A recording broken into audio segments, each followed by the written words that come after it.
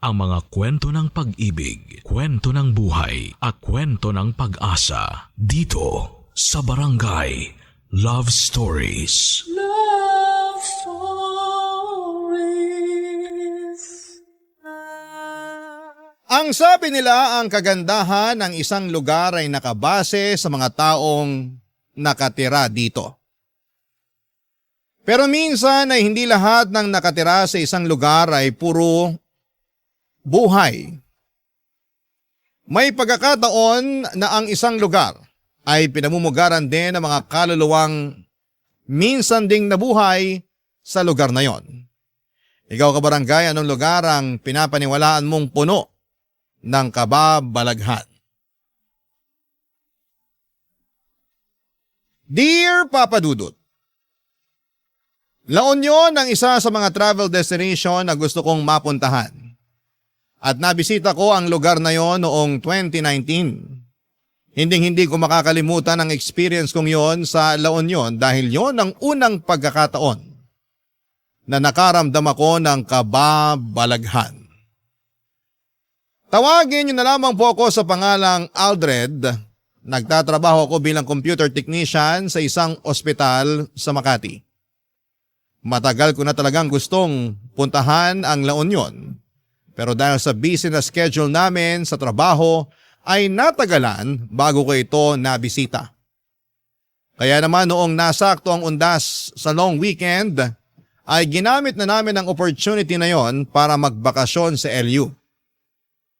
Kasama ang kaibigan kong si Jim ay plinano namin ang long weekend trip namin sa San Juan, La Union. Ako ang natoka sa paghahanap ng transient house na tutuluyan namin samantalang si Jim naman ang gumawa ng itinerary. Mula sa Facebook ay may nakita akong transient house na sikat at aesthetic tingnan. Agad ako nag-book ng 2-bedroom para sa aming dalawa, Papa Dudut. Sa kabilang banda ay naghanap naman si Jim ng mga sikat na kainan, pasyalan at bar na pwede naming puntahan sa 3 araw ng pananatili namin doon. Matapos makumpleto ang pagpaplano ay agad kaming nagpunta sa pinapangarap kong lugar matapos kaming mag-file ng leave sa aming mga trabaho.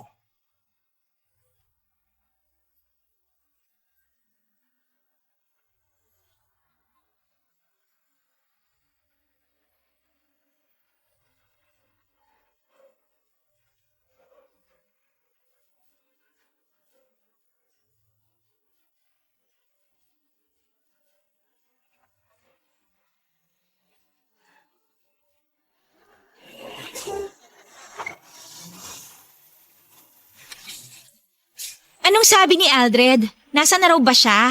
Nandito na raw. Pababa na ng sasakyan. Tagal naman. Ang usapan, 8:30 ng umaga nandito na dapat sa bus terminal. Pero mas nauna pa ako kaysa sa inyong dalawa. Maaga pa naman. Oh, siya na ba yun? Nasaan? Ayun oh, yung nakaputi na may dalang maliit na luggage. Oo, siya nga. Aldred! Andito kami! Nandyan pala kayo. Kanina pa ako naghahanap. Oh, Anika, nandito ka rin pala. Ihahatid mo ba si Jim? Hindi niya ako ihahatid. Sasama siya sa atin. Talaga? Oo, nung nalaman ko pupunta kayo ng LU, nag-leave din kagad ako sa trabaho. Mabuti nga pinayagan ako kahit na last minute yung abiso ko. Nice! Mas marami, mas masaya. Excited na nga ako Last month, dun din galing yung mga katrabaho ko. Nakakaingit nga kasi hindi ako nakasama. Kaya nga talagang sinabi ko rito kay Jim na sasama ako sa inyo ano man ang mangyari. Ayoko nga sana kasi for the boys lang dapat tong lakad natin na to. Kaso mapilit tong si Anika Anong gusto mo? Ikaw lang magsaya. Di pwede yun no? Maganda nga yun kasi at least may kahati na tayo sa gastos. Ay nako, kahit sa akin na yung accommodation kung gusto nyo. Ay teka, may nahanap ka na bang matutuluyan natin doon? Oo, nakapag-book na ako. Maganda yung lugar. Sakto kasi 2-bedroom yung nakuha ko. Kaya may kanya-kanya tayong privacy.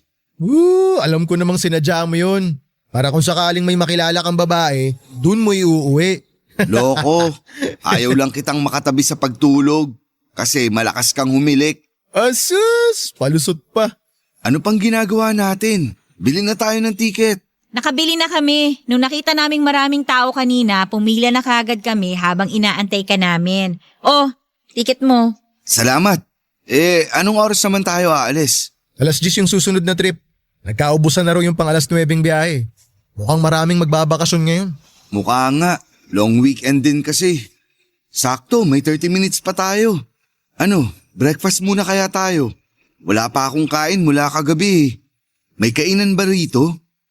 Sa tingin ko walang kainan na malapit dito eh. Mag-order ka na lang online. Hindi ka nagsabi. Dumaan kami kanina sa fast food bago nagpunta rito. E di sana nakapag-takeout kami para sa'yo. Nahuli ako ng gising eh. Baka hindi na makahabol kapag online pa ako nag-order. Bibili na lang ako ng biskwit. Ay, wait lang. May burger pala ako rito sa bag.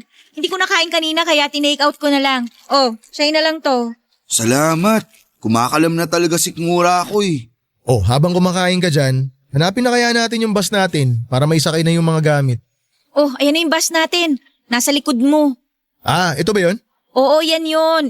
82158 yung bus number. Ah, okay. Nasaan kaya yung konduktor nito? Pwede na kayang sumakay? Excited ka naman masyado. Mamaya pa naman alis niyan eh. Talagang excited na ako. Kagabi pa ako ready umalis eh. Maganda yung itinerary na ginawa ko, tol. Gumawa ka pa talaga ng itinerary? Puro inuman lang din naman ang pupuntahan nyo doon. Siyempre, dapat nakaschedule para masubukan natin lahat ng bar dun. Ah, basta ako, yung dagat ang habol ko. Ako rin. Matagal na akong hindi nakapagdagat eh. Ano pang hinihintay nyo? Sumakay na tayo sa bus. Ang init dito sa labas eh. Sige, tara. Pwede na ba? Pwede na yan. Pagkababa namin sa bus terminal ng La Union ay agad kaming sumakay ng jeep papunta ng San Juan. Katulad ng inaasahan ay marami kaming nadatnan doon na katulad naming turista din. Napakaganda ng San Juan, Papadudut. Medyo crowded nga lang dahil maraming bakasyonista. Pero para sa akin ay sulit na yon ang pinili naming lugar na puntahan. Kaso nga lang ay hindi pa man nagsisimula ang unang araw namin doon, ay sinalubong na agad kami ng kamalasan. Ang transient house kasi na binuko online ay nag-overbook ng mga guest. Ang nirentahan namin lugar ay naibigay sa guest na mas naunang dumating kesa sa amin. Nagreklamo kami dahil wala na kaming ibang matutuluyan noong araw na yon. Pero wala nang ibang ginawa ang namamahala ng transient house kundi ang humingi ng tawad. Agad kami naghanap ng available na lugar na matutuluyan pero dahil dagsang mga turista, maging ang pinakamahal na hotel doon ay fully booked na.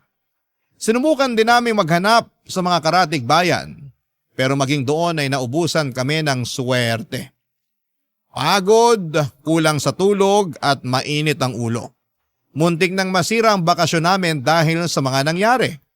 Pero kahit na ganoon ay hindi ko hinayaan ang pagkakataon para lamang masayang ng isang pagkakamali. Ipinagpatuloy namin ang original plan namin at kahit bit-bit ang mga maleta namin ay pinuntahan namin ang mga lugar na plano naming puntahan, Papadudut.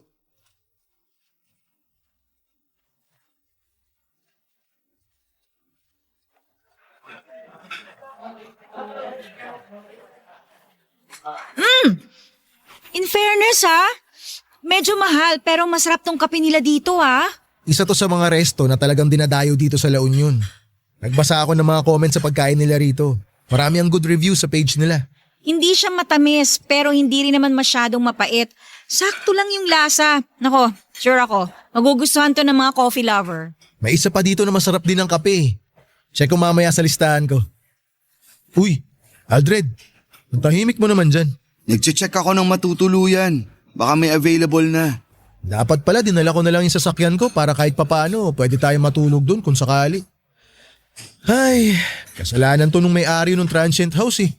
Bakit kasi nag-overbook sila ng customer? Nakakainis nga eh. Pasensya na talaga.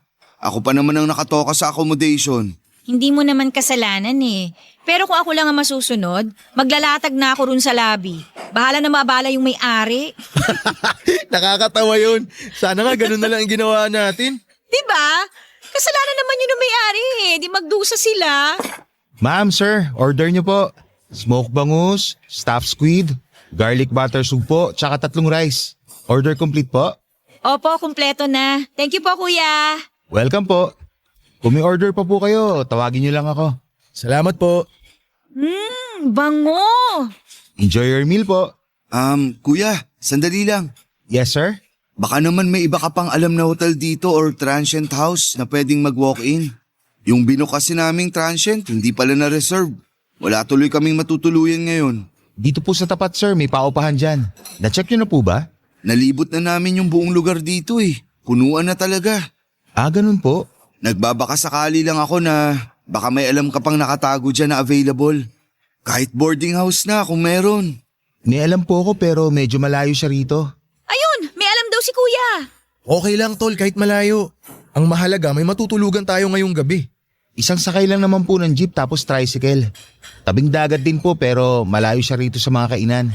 Medyo paliblib na yung lugar. Basta may maayos na CR, okay na ako doon. Gusto ko na nga rin talagang maligo eh. May kontak ka ba nung may-ari para matawagan na namin? Baka kasi maunahan na naman kami. Huwag po kayo mag-alala. Ako po yung caretaker doon. Bakante pa yung lugar. Talaga? Nice! Kami na kukuha nun. Sige po. Tatawagan ko na lang po yung kapatid ko para malinis niya yung lugar. Anong pangalan ng place para ma-search ko sa map? Wala po siya sa online maps eh. Pero kung maantay niyo ako, pwede ko po kayong samahan mamaya ang break ko kung gusto niyo. O sige, mas maganda yon. Pero may signal naman ng cellphone doon, kuya. Meron naman po, ma'am. O yun lang naman po ang kailangan ko, tsaka maayos na banyo. Masaya na po ako doon. Naku, salamat. Hulog ka ng langit. Ano palang pangalan mo? Sunny Boy po. Ako naman si Aldred. Siya si Jim tapos si Anika. Hello po, nice to meet you. Nice to meet you din po. Sige po, maiwan ko na muna kayo para matawagan ko na yung kapatid ko at maihanda yung lugar. O sige, salamat Sunny Boy. Oh my gosh! Sa wakas, may place na tayo! Mabuti na lang naisip kong tanungin si kuya. Oo nga, buti na tanong mo si kuya. Inaantok na rin ako eh. Gusto ko sanang umidlip bago manood ng sunset mamaya. Ako, kanina ko pa gustong maligo sa dagat. Ako gutom na ako. Kumain na tayo. Mukhang masarap tong pusit na to ah.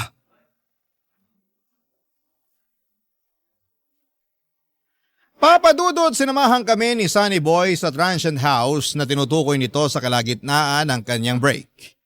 Medyo looban nga ang lugar at malayo sa kabihasnan. Pero kahit na ganoon ay wala na kaming karapatang magreklamo dahil yun na lang talaga ang choice namin para may matuluyan kami noong araw na yon. Pagkarating namin sa transient house ay medyo hindi ko inaasahan ang itsura nito. Para itong old house na naisip nilang gawing paupahan. Hindi mo aakalain na transient ito dahil parang matagal na panahon nang walang nakatira doon. Mura lang naman ang singil sa amin ni Sunny Boy sa 3 araw na pananatili namin doon kaya hindi rin kami talo kung sakali. Bukod sa itsura nito ay wala na akong ibang maipipintas sa lugar. Malinis naman ito, maganda at bago ang mga gamit sa loob. 3 ang kwarto at malinis din ang CR at ang kusina. May mga nakahanda na ring lutuan, may TV at meron ding aircon ang bawat kwarto. Nakahinga kami ng sa wakas ay meron na kaming matutuluyan at masusunod na namin ang plano namin. Kaso nga lang, pagpasok ko sa bahay na yon ay biglang bumigat ang pakiramdam ko. Para bang pakiramdam ko ay hindi kami welcome doon. Wala pang 1 oras simula nang dumating kami ay sumama kaagad ang pakiramdam ko at sumakit ang ulo ko. Hindi ko alam noon na ang nararamdaman kong yon ay warning na pala sa mga bagay na mararanasan ko sa susunod na 3 araw. Papadudot. Barangay Love Stories. Barangay Love Stories. Kinagabihan matapos na makapagpahinga ay agad kong ininom ang gamot na dala ni Anika. Sa unang gabi namin sa San Juan ay hindi pwedeng hindi namin masubukan kaagad ang nightlife doon. Isang kakilala ni Sunny Boy ang kinontrata namin ng 3 araw para gamitin ang tricycle nitong pansundo sa amin pauwi at papunta sa mga lugar na bibisitahin namin. Maganda ang nightlife sa San Juan, Papadudot. Puno ito ng musika, sayawan, pailaw at bawat isa sa mga tao doon ay masayang kasama. Nawala ang nararamdamang kong bigat sa ulo noong sa wakas ay naranasan ko na rin ang dati lang ay napapanood ko sa social media. Ang nakakatuwa ay sa tabing dagat ito nangyari. Pagkatapos ng inuman at sayawan ay nagkaroon ako ng chance na maupo sa dalampasigan at pagmasdan ang kalangitang puno ng mga bituin habang sabay na pinapakinggan ang malakas na music sa background at huni ng mga daluyong sa dagat. Dahil hindi nga maganda ang pakiramdam ko ng gabing yon, ay mas maaga akong umuwi kesa kina Jim at Anika na nooy nag-e-enjoy pa sa pagsayaw at pag-inom. Kinonta ko ang tricycle driver para magpasundo pa uwi sa transient house namin. Tahimik ng lugar na mga oras na yon. Pagkarating sa transient ay agad akong binalot ng panlalamig. Muling nanumbalik ang bigat na nararamdaman ko, pati na rin ang sakit ng aking ulo. Dahil nakainom ay agad akong dumiretso sa kwarto ko para magpahinga. Ilang oras lang ang lumipas ay nabulabog ako sa mga malalakas na yabag sa labas ng kwarto ko. Naisip ko na baka sina Jim at Anika lamang yon na kakauwi lang galing sa gimikan. Kaya hindi ko ito pinansin. Maya-maya ay malakas na sunod-sunod na katok ang narinig ko mula sa labas ng pinto ng kwarto. Agad akong bumangon para buksan ito, Papa Dudut, pero sinalubong ako ng katahimikan. Lumabas ako para kumuha ng maiinom sa kusina at saka nagpunta sa kwarto nila Jim at Anika para sana humingi ulit ng gamot. Pero nung tingnan ko ang kwarto nila ay walang tao doon. Mag-isa lamang pala ako sa transient house ng mga oras na yon. At kung kanino galing ang mga yabag at katok na narinig ko, ay hindi ko na alam, Papa Dudut.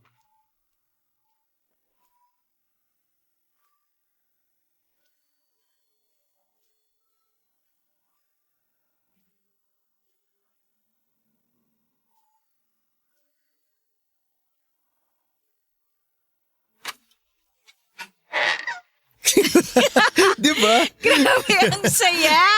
Oh, Aldred, ang aga mo nagising ah. Kauuwi nyo lang? Oo, doon kami natulog sa tabing dagat. Paano? Literal na dun kayo sa buhangin natulog? Hindi. May nakilala kasi kaming grupo ng mga BPO employee na nagbabakasyon din. Jumoin kami sa kanila tapos doon na rin kami natulog kasi may dala silang mga tent. Ang saya nga sayang hindi mo sila nakilala. Magkikita-kita ulit kami mamayang gabi. Hindi na kasi namin makontak si Manong driver kagabi. Feeling ko tulog na siya nung time na yon kaya no choice na talaga kami kundi matulog na rin dun. As in, hindi kayo umuwi? Hindi, kakauwi lang namin since kagabi. Bakit? Akala ko umuwi kayo saglit tapos lumabas din agad. Bakit naman kami uuwi tapos aalis din? Hindi ko alam. Kagabi kasi, habang natutulog ako, may mga yabag ako narinig sa labas ng kwarto ko. Akala ko kayo yun. Hindi kami yun. Uy, Aldred, huwag mo akong tinatakot ng ganyan. Baka naman si Sunny Boy lang yun. Ano namang gagawin ni Sunny Boy dito ng ganung oras? Aba malay ko. Tapos eto pa, may kumatok din sa kwarto ko. Malakas na katok na para bang nagmamadali. Tapos nung bumangon ako, wala namang tao. Sinek ko yung kwarto nyo. Wala din kayo. Kaya akala ko umuwi kayo tapos umalis din. My gosh, bigla akong tinayuan ng balahibo. Uy, wag ka naman nananakot dyan. Seryoso ako. Alam ko kung ano yung narinig ko. Baka naman nananaginip ka lang. Hindi na nga ako nakatulog simula nun eh. Nagluto na lang ako ng maaga tsaka inantay ko kayo na makauwi. Baka naman si Sunny Boy ngayon. Baka chinecheck lang niya tayo. Oo nga. Di ba dyan lang siya nakatira sa malapit? Hindi naman siguro yun mambubulabog ng ganung oras. Tsaka may trabaho yun sa umaga. Kaya sure akong maaga yun natutulog. Lasing ka lang kaya kung ano-ano naririnig mo. Kumain na nga tayo. Ano ba yung niluto mo? Niluto ko na lang yung dala kong instant noodles. Tsaka yung greenosity nating itlog. Halina kayo, kumain na kayo. Mauna na kayong kumain. Maliligo muna ako. Baho ko na eh. Sige, maligo ka na muna. Ipagtatabi na lang kita. Maupo ka na dyan, Jim. Tol, so ano namang ginawa mo rito kagabi? Nag-uwi ka ng babae, no? Natulog nga lang ako kagabi. Masama pakiramdam ko eh. Tsaka lasing na rin ako kaya wala na akong oras mambabae. Sus! Ako lang naman kausap mo kaya aminin mo na. May kasama kang babae kaya yun yung mga ingay na narinig mo kagabi. Hindi mo lang maalala kasi lasing na lasing ka na. Kahit itanong mo pa kay kuya na naghatid sa akin, wala akong dinalang babae rito. Anong kahit itanong sa kanya, siya nga yung nagkwento sa akin nun. Ano? Sinabi niyang may kasama akong babae kagabi? Oo! Nakwento niya sa akin kanina habang nasa biyahe kami ni Anika pa uwi dito. Sabi niya nung ibinaba ka raw niya, may babaeng nag-aantay sa may pinto. Gagi! Wala nga akong kasama kagabi. Mag-isa lang ako rito. Tol, kinuwento niya lang yung nakita niya. Huwag ka na kasing magsinungaling. Ako rin naman eh. Kung hindi ko lang kasama si Anika, mag-uuwi talaga ako ng babae rito. Wala talaga, tol. Mag-isa lang akong umuwi kagabi. O sige na, mag-isa ka na kung mag-isa ka.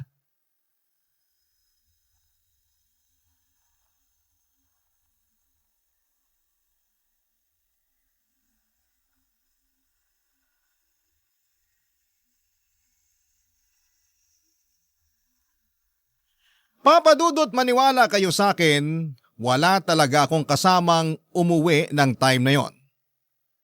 Wala rin akong nakitang babae sa transient house namin katulad ng sinabi ng tricycle driver na naghatid sa akin. Basta ang alam ko lang ay totoo ang mga narinig ko ng gabing yon at hindi ako nananaginip. Kinahaponan ay nagpunta naman kami sa mga tourist destination sa La Union. Binisita namin ang bahay na bato, ang Macho Temple at nagpunta rin kami sa casino para maglaro. Pagsapit naman ng gabi, ay muli kaming nag-bar hopping. Hindi ko alam pero tuwing nasa labas ako ay bigla na lamang nawawala ang sakit ng katawan ko.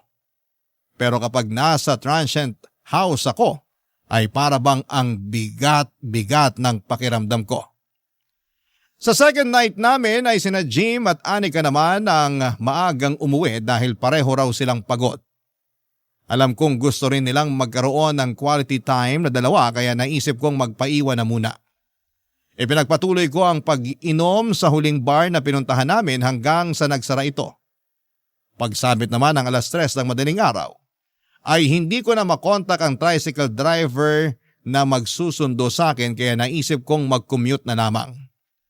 Sumakay ako ng jeep at pagkababa sa lugar ng transient namin ay nilakad ko na lamang ito papadudot dahil wala akong maantay na tricycle na pwedeng sakyan. Walang masyadong ilaw sa daanan papunta sa transient namin. Habang pauwi, pakiramdam ko noon ay may kasama akong naglalakad. Kung hindi lang ako lasing noon ay baka kumaripas na ako ng takbo papunta sa bahay. Pagkarating sa transient ay may nadatnan akong tao sa may sala. Patay ang ilaw. Pero kahit madilim ay alam kong si Anika yon dahil nakasuot ito ng puting dress na mahaba. Tumambay na muna ako sa sala, umupo sa upuan sa harapan niya. Saka ko ikinuwento na naglakad lamang ako pauwi papadudot. Pero hindi niya ako sinasagot. Saglit ako nag-scroll online para mag-Facebook habang nagpapahinga at nung napansin kong hindi umiimik yung kasama ko ay nabaling ang tingin ko sa kanya. Doon ko lamang napagtanto na hindi si Anika ang kasama ko.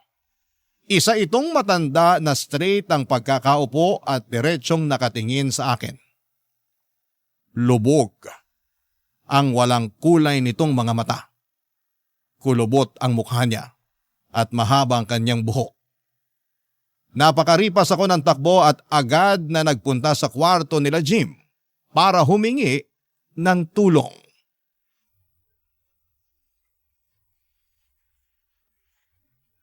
Jim! Gumising kayo dyan! Balagbag naman May tao kung sa sala. makakatok. Aldred! Nauuwi mo lang ba? Bumangon ka dyan! May matanda sa sala! Matanda? Anong matanda pinagsasabi mo? May nakita akong matanda sa sala! Bakit ba ayaw niyong bumangon dyan? Teka nga babe, bubuksan ko lang yung pinto. Ang ingay mo naman, Aldred. Ano bang meron? Asan yung matanda sinasabi mo? Halika, samahan niyo ako. Nandun siya sa sala. Anong matanda? Okay ka lang ba? Ba't naman magkakaroon ng matanda rito? Asan ulit? Sa sala? Halika, samahan niyo ako. Natatakot akong bumalik dun mag-isa eh. Ay nako, sige. Pakita mo sa akin. Nasaan? Dali, lumakad ka ron. Samahan kita. Sandali, hintayin niyo ako. Huwag niyo ako iwan dito. Nadatnan ko siya kanina pagkarating ko. Akala ko nga si Anika yun eh. Tinanong ko pa siya kung bakit di pa siya tulog. Kanina pa kami tulog ni Jim. Tsaka paano magkakaroon ng matanda rito? Nakalak yung pinto. O nandito na tayo sa sala. Nasaan yung sinasabi mo matanda? Nandito siya kanina. Nakaupo siya dyan. Magkatapat nga kami. Anika, pakibuksan mo nga yung ilaw. Wait lang. Nasaan na yun? Nandito lang yun kanina. Nakita ko siya, tol. Maniwala kayo sa akin. Sandali nga lang, huminahon ka muna. Ikwento mo sa amin yung buong pangyayari. Sige. Nung pagkababa ko ng jeep galing sa bar, wala akong mahanap na tricycle. Kaya naglakad ako pa uwi rito. Tapos, habang naglalakad ako, pakiramdam ko may sumusunod sa akin. Sa labas pa lang, nanlalamig na ako eh. Bakit hindi ka nagpahatid kay kuya na driver ng tricycle? Hindi ko na siya makontak. Madaling araw na rin kasi. O tapos, ano nangyari pagkarating mo rito? Pagbukas ko ng pinto, walang ilaw tapos naaninag ko yung matanda na nakaupo dito sa sala. Akala ko si Anika yun kaya umupo rin ako para kausapin siya. Kinausap mo? O ano sabi? Wala, hindi siya sumasagot. Tapos habang nagsa-cellphone ako, tinignan ko siya for the first time. Doon ko na-realize na hindi siya si Anika. Matanda siya, tol. Galit na galit siyang nakatingin sa akin. Ay, tapatin mo nga ako, tol. May tinira ka ba sa huling bar na pinanggalingan mo? Lakas ng amats mo eh. Wala akong tinira na drugs. Hindi ako nagsisinungaling. Maniwala kayo. Totoo yung nakita ko. Sige na. Tama na yan. Tumataas na yung balahibo ko sa mga sinasabi mo eh. Alam mo, Aldred, tinatakot mo sarili mo. Yung kwento mo pa lang na parang may nakasunod sa'yo, dun pa lang gumagawa ka na ng ikatatakot mo eh. Lasing ka lang. Magpahinga ka na. Hindi, tol. Kahit nakainom ako, alam ko yung mga nangyayari. Tol, hindi ako maniniwala sa'yo hanggat hindi ko nararanasan yung mga sinasabi mo. Matulog ka na lang. Sandali, pwede bang sa inyo na lang muna ako matulog? Natatakot ako eh. O sige, doon ka lang sa lapag ha. Samahan mo ko sa kwarto. Kukunin ko lang yung kutsyon ng kama ko ron. Ay, para ka namang bata eh. Halika na. Salamat.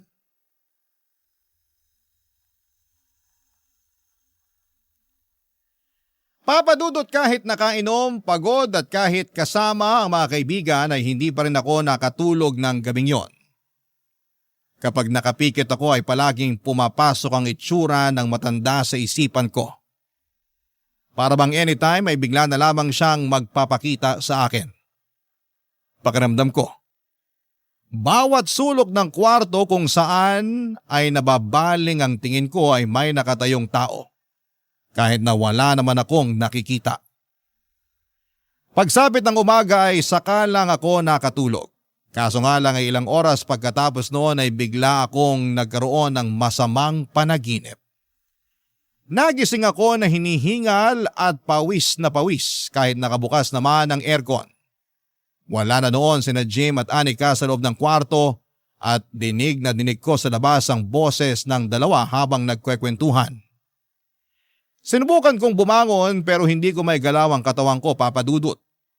Para ako na-paralyze sa kinakahigaan ko. Maya-maya ay napansin ko ang isang babae na nakatayo hindi kalayuan sa kinakahigaan ko. Biglang bumilis ang tibok ng puso ko nang bigla na lamang itong lumapit sa akin. Hindi ko kita ang mga paa niya pero sa tingin ko ay nakalutang siya. Tumigil siya sa may paanan ko at muli kong nakita ang mukhang nagbigay sa akin ng trauma. Ang matanda na nakita ko ng madaling araw pag-uwi ko ay ang matanda na nakatayo sa paanan ko. Nakatitig siya sa mga mata ko at galit ang kanyang mga tingin. Gusto kong sumigaw pero walang boses na lumalabas sa bibig ko. Pinilit kong igalaw ang mga kamay ko pero parang wala talaga akong kontrol sa katawan ko ng time na yon. Ang ginawa ko ay pumikit na lamang ako saka nag-usal ng panalangin. Maya-maya ay biglang gumaan ang pakiramdam ko, Papa Dudut. Pagbukas ko ng aking mga mata, ay wala na ang matanda. Nakakagalaw na rin ako at mabilis akong bumangon at hinanap ang mga kaibigan ko. Agad ako nagayos ng gamit ko at inaya sina Jim at Anika na maghanap na lamang ng ibang matutuluyan. Barangay Love Stories. Barangay Love Stories. Papa Dudut, sinabihan akong OA ni Jim dahil masyado ko raw pinapalaki yung masamang panaginip ko. Para sa akin ay hindi panaginip ang mga nangyari. Totoo ang mga nakita ko at 2 beses na nagparamdam sa akin ang matandang yon. Pero dahil malapit na rin namang matapos ang bakasyon namin, ay hindi na pumayag sina Anika at Jim na lumipat ng matutuluyan. Total ay uuwi na rin kami at hindi na kami umalis pa sa transient na yon hanggang sa matapos ang bakasyon namin. Wala akong ginawa noon kundi ang bumuntod sa 2 kong kaibigan kahit saan sila magpunta. Ayaw ko noong maiwang mag-isa dahil baka bigla na namang magpakita sa akin ang matanda. Simula kasi noong may nagparamdam sa akin ay para bang lagi nang mayroong elementong nakabuntot sa akin. Lagi akong tinatayuan ng balahibo. Kahit na nasa labas kami at napapalibutan ng maraming tao ay para bang laging may nakatingin sa akin. Nanlalamig ang buong katawan ko at laging mabigat sa pakiramdam yon. Sa huling gabi namin sa San Juan ay nag-request sina Jim at Anika na mamamasyal silang 2 na hindi ko na kailangan pang sumama. Gusto raw nilang magkaroon ng moment bilang magkasintahan. Ayaw ko sanang pumayag dahil ayaw kong maiwang mag-isa sa transient pero pagod na rin ako noon at masama na rin ang pakiramdam ko. Noong iniwan nila ako ay tumambay lamang ako sa labas ng transient at doon ko hinintay ang pag-uwi ng mga kasama ko. Doon ay nadatnang ko si Sunny Boy na magtitirik sana ng kandila sa harap ng transient, Papa Dudut.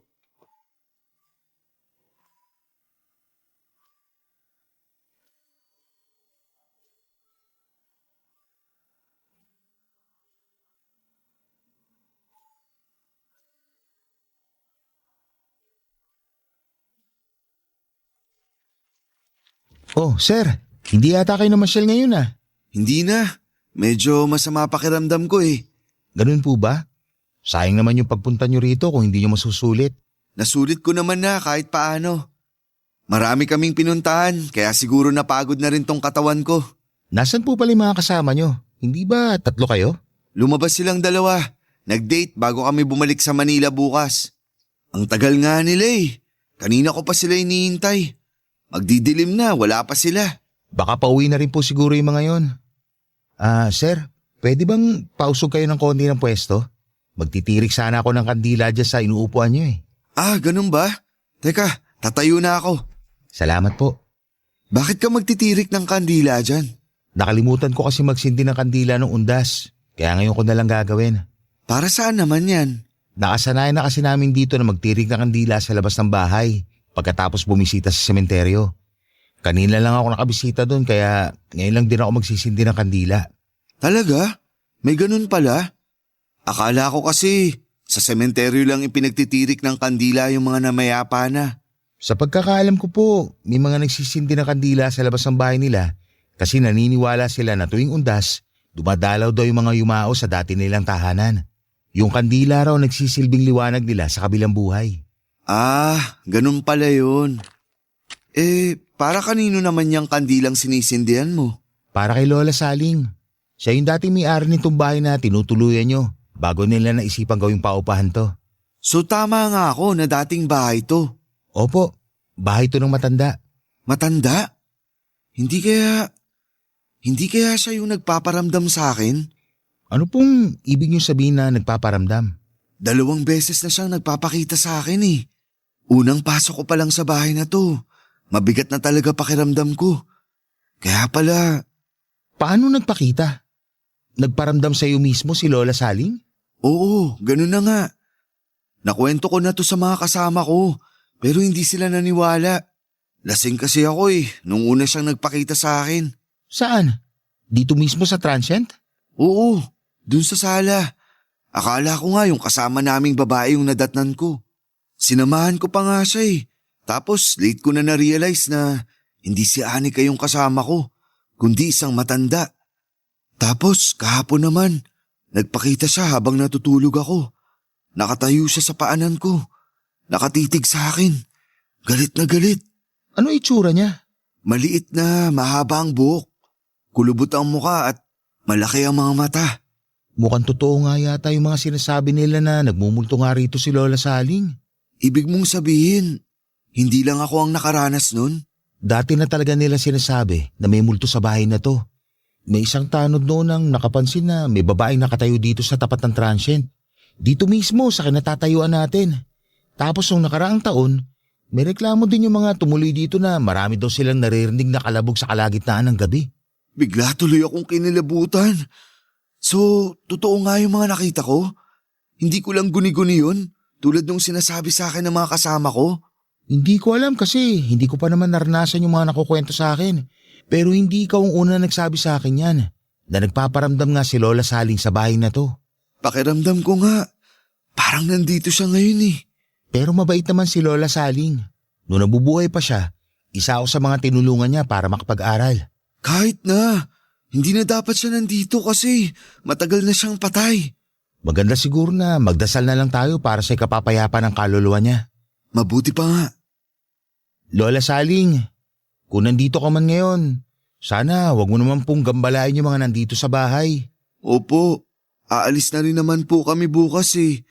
Pasensya na po kung naabala namin kayo. Mababait po sila kaya wag po kayo mag-alala. Oo nga po. Sir, magdasal na lang po kayo kapag nagparamdam siya ulit.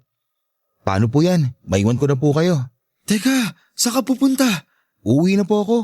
May gagawin pa ako sa bahay. Sandali. Pwede bang dito ka muna? Pasama muna ako habang wala pa yung mga kaibigan ko. Natatakot talaga ako. Ganun po ba? O sige, dito na lang muna ako.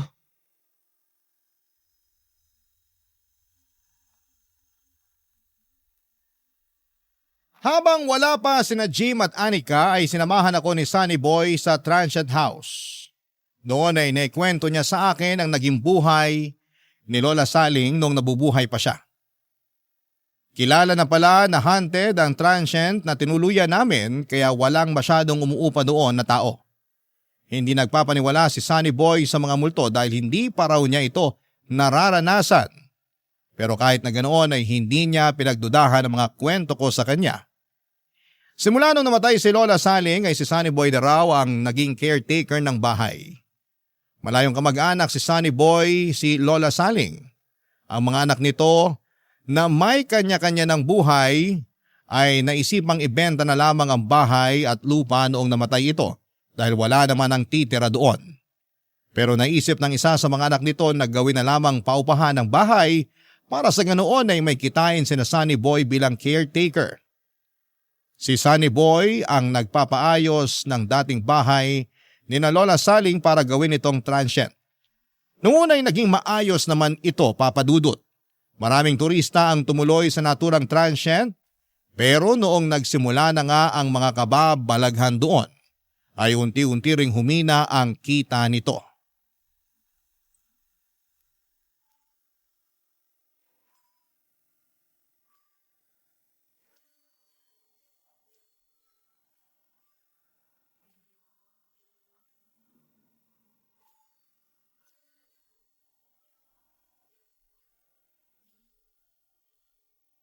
Dating teacher si Lola Saling kaya medyo may pagkamasungit siya, saka istrikta. Pero sa amin mabait siya. Kami na yung tinuring niyang anak simula nung nagsialisa ng mga anak niya.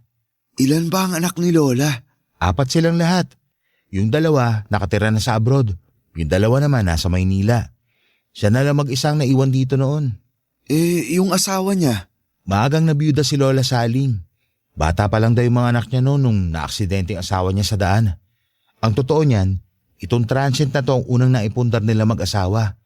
Kaya alam ko kung gaano kahalaga ang bahay na to para kay Lola Saling. Noon ngang nalaman kong plano nilang ibenta tong bahay na to, nalungkot ako eh. Mabuti na lang, naisipan nila tong gawing transient. Pero medyo luma na rin kasi tong bahay. Nasabi mo 'di ba na wala nang masyadong umuupa rito? Oo, medyo matumal nga. Malayo din kasi ito sa sentro eh. Minsan, yung mga nagiging customer namin yung mga wala na talaga matuluyan katulad ninyo. Pero sa tingin mo, bakit naman kaya nagpaparamdam si Lola Saling sa mga tao? Hindi kaya may gusto siyang ipaiwatig? Hindi ko alam. Hindi rin naman kasi siya nagpaparamdam sa akin eh. Ni anong klaseng kababalagan, wala akong naramdaman sa pamamahay na to. Baka naman ayaw niyang gawing paupahan tong bahay niya.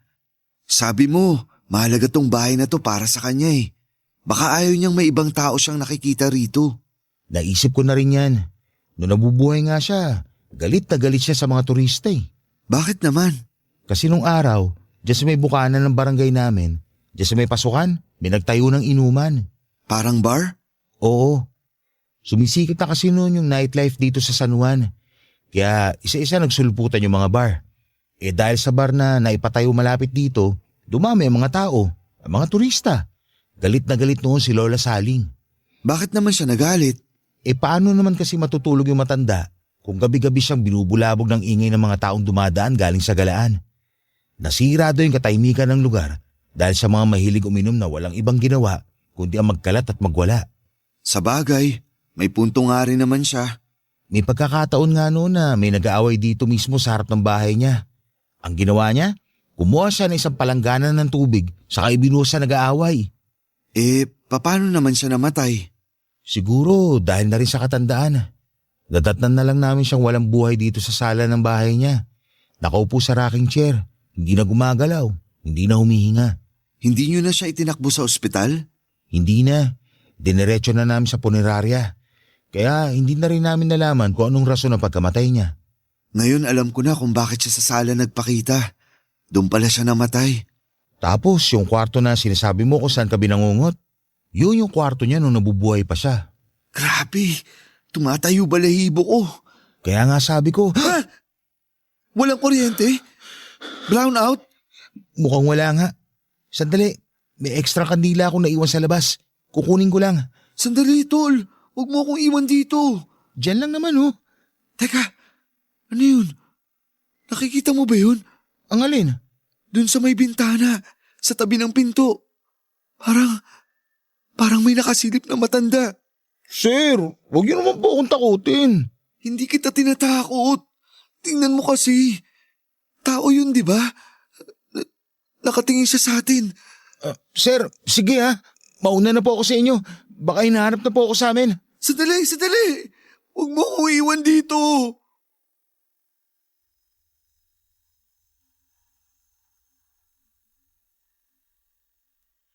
Papadudot bago kami bumalik sa Maynila ay nagtirik kami ng kandila sa transient para kay Lola Saling.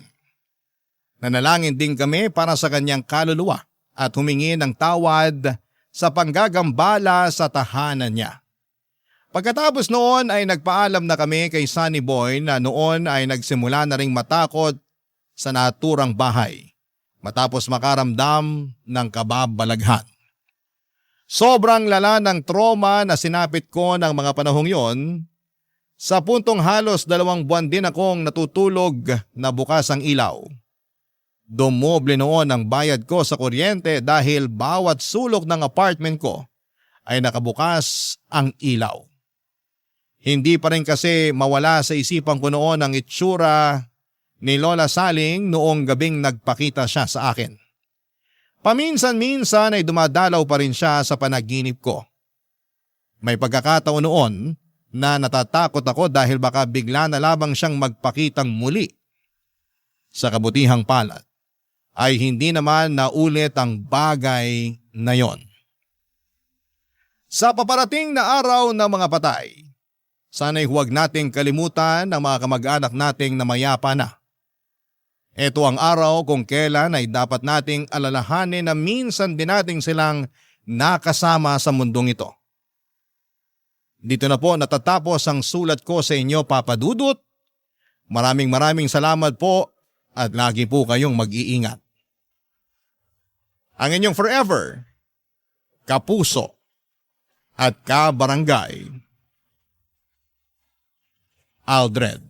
Barangay Love Stories. Barangay Love Stories. Kwentuhan naman tayo dito sa comment section. Nagustuhan ng iyong napakinggan? Ituloy yan via live stream sa www.gmanetwork.com/radio. Barangay LS 97.1 forever.